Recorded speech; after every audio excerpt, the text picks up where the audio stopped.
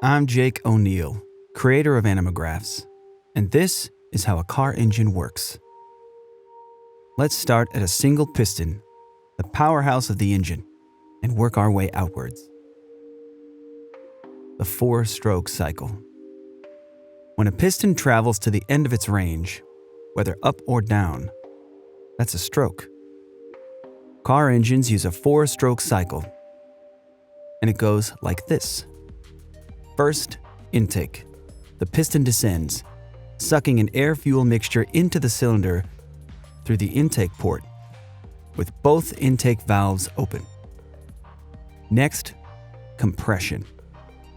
With all valves closed, the piston comes back up, compressing the fuel and air mixture for more powerful combustion. Then, the power stroke. An electrical spark ignites the compressed fuel and air mixture, and the resulting combustion forces the piston to the bottom of the cylinder again. A connecting rod transfers this power to the crankshaft. Finally, exhaust. The piston comes back up, pushing the spent mixture out through open exhaust valves and the exhaust port, connecting multiple pistons. For smooth power delivery, pistons take turns firing. The firing order for this engine is 1, 3, 4, 2. Camshafts with specially shaped cams push spring-loaded valves open in turn. Cam gears and a timing belt or chain links everything to the crankshaft, and it all spins together. The crankshaft translates piston power out of the engine. It has counterweights to balance against the pistons for perfectly smooth revolutions. This is what RPM means. We're counting the number of full crankshaft revolutions per minute. The engine block holds the crankshaft and cylinders, and the cylinder head holds valves, ports, cams, etc. A geared flywheel sits at one side of the crankshaft for connection to a transmission. It's also where the starter connects to the system.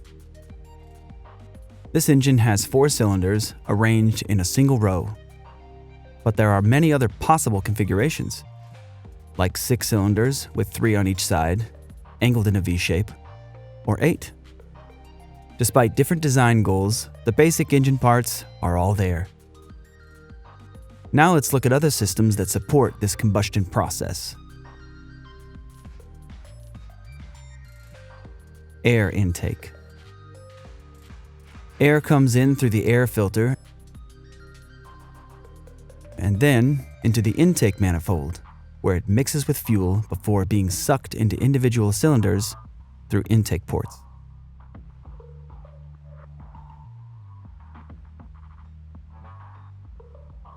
Fuel. The fuel pump carries gas from the tank through a fuel filter to the engine, where fuel injectors emit a precisely timed spray of gas into the intake port.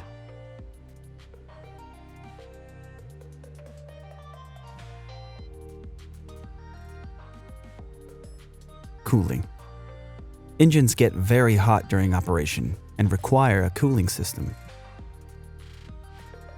Coolant channels around the cylinders and through the cylinder heads carry a special liquid called antifreeze to keep temperatures within safe operating range. It's called antifreeze because it won't freeze in icy weather. After cooling hot engine parts, coolant circulates through the radiator. The radiator has a network of small tubes and fins. Coolant passes through these channels while air, pulled in by the radiator fan, blows by the tubes, cooling the hot liquid for recirculation.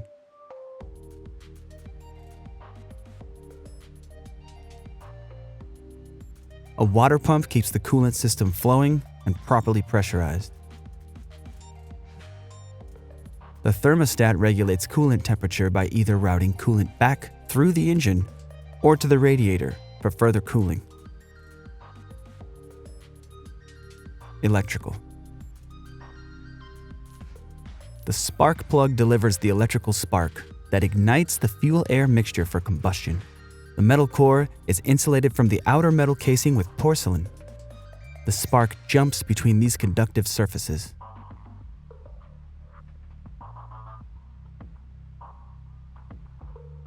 The coil pack delivers electrical current to the spark plugs as directed by the ECM, or Engine Control Module. The ECM is a computer that directs many core engine functions like spark timing, valve open and close timing, air-to-fuel ratio, etc. The alternator works like a power generator, converting the engine's mechanical energy into electricity to charge the battery or run other electrical systems while the engine is running. The battery provides power to the starter for engine start. Oil. Motor oil is used to lubricate, clean, prevent corrosion, improve sealing, and cool the engine by carrying heat away from moving parts. Rings around the top of the piston head keep oil out of the combustion process, while otherwise allowing the cylinder to be lubricated. Oil galleries are channels through the engine block and cylinder head that carry oil to various engine parts. Oil flows through the engine and back to the oil pan for recirculation. Oil rests in the oil pan when not in circulation. The oil pump keeps oil properly pressurized and flowing. And the oil filter keeps oil clean from contaminants.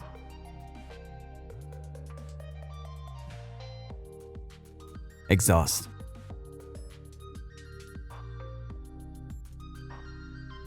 The exhaust manifold collects gases from multiple cylinders into one pipe. Exhaust flows through the catalytic converter, which captures toxic chemicals in engine exhaust, and then out through a muffler that reduces exhaust noise. And finally, here's the full functioning engine with all the basic systems we've discussed.